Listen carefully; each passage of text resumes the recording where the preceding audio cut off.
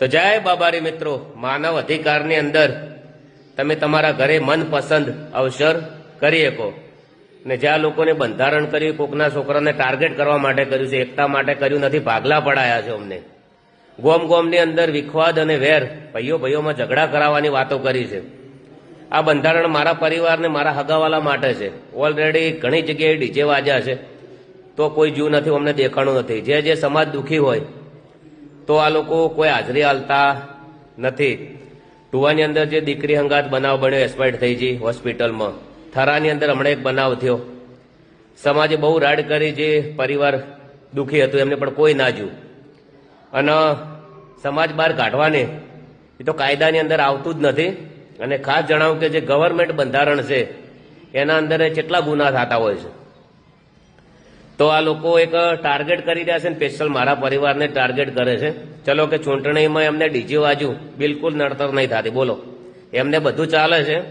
ચૂંટણી વારંવાર આવે છે ને લગ્ન તો એક જ વખત આવવાના હોય છે. આ લોકોને ઘણા લોકોના લગ્નની ખુશીઓ છીનવી લીધી છે. હમણાં એક જગ્યાએ મોમેરું હતું તો પાર્ટી હોમેથી 10 લાખનું મોમેરું લઈને આવી હતી. તો જાહેરમાં એમને 1.5 લાખ રૂપિયા આપ્યા અને 8.5 લાખ રૂપિયા સોના આપ્યા. તો શું એમના મોહાળી, એમના મોંમાં એ 8.5 લાખ રૂપિયા ચોરી કરીને લઈને આવ્યા હતા? જાહેરમાં ના આલ્યા. આ લોકો વિશે કે જમવાનું સારું ના બનાવવાનું. મેસેજ કેવો હોવો જોઈએ કે ભીખો વેચીને વિવાહ ના થાય, વ્યાજવા પૈસા લઈને વિવાહ ના થાય, એવો હોવો જોઈએ. ખવડાવવાનું ને અને કુંવાસી જો આપણા અંદર જમીનમાં ભાગ માગે છે. એટલે ઘણું બધું થઈ રહ્યું છે. જે હમણાં હારીજમાં મારો પ્રોગ્રામ થયો, ફૂલ ટાર્ગેટ કરી દીધા છે અમને ફરીથી.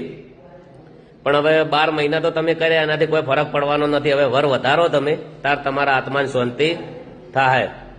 તો 1 રૂપિયો દડ આલવાનો થતો નથી હારીજની અંદર. એનું કારણ છે કે તમારે દડ લેવો હોય તો પહેલા જે જગ્યાએ બંધારણ તૂટ્યું તો જઈને પછી આવો. અને હોળ મુદમથી દારૂનો બંધો કેમ નથી? વિચારો, વિચારવા જેવી વાત છે. આ લોકોને ટાર્ગેટ છે કે ગોમ છે, દારૂવાળા હોમે લડે, ડીજે વાળા હોમે લડે. એટલે 12 મહિના ગોમ ગોમમાં ઝઘડા ચાલુ રહે અને અમને 27માં ચૂંટણીનું કોમ થઈ જાય. આવા બી અમનું આયોજન હોઈ શકે. બધાને જય બાબારી, જય રોમા ધણી. અને જેટલી ઘડી મારો પ્રશ્ન નહીં પટે એટલે ઘડી તો હું બોલવાનો જ છું.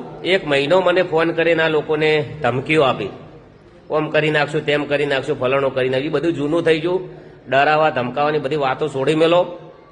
અને તમે સમાજના છોકરાને હેરાન કરશો એટલે તમે કેવા છો? અમારા 1000 કોમ હારા છે, તમને એકે ચો વખોણ કર્યા ને તમારા મોઢે ચો હારી વાત આવી ને કે છોકરા હારું કોમ કરે છે. બસ અમારા પ્રોગ્રામની દોર રાખીને બેઠા હોય છે 24 કલાક.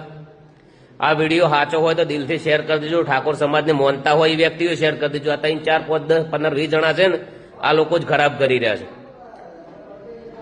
એક વેર વિખેર કરી દીધો, ભાગલા પડાવી દીધા, ગોમ ગોમમાં વેર કાઢી દીધા. હું તમને નમ્ર વિનંતી કરું છું કે આ લોકોના વાજે તમે તમારા ગોમમાં ઝઘડા ના કરતા, વેર ના ઘાલતા. બધાને જય બાબારી, જય રોમા ધણી. મારી વાત સાચી હોય તો જ વિડીયો શેર કરજો. બાકી આપણે તમારો સપોર્ટ જોતો નથી. અમારો વિરોધ કરતા હોય તો મને બ્લોક કરી દેજો. જય બાબારી, જય રોમા ધણી, જય અખતમાં.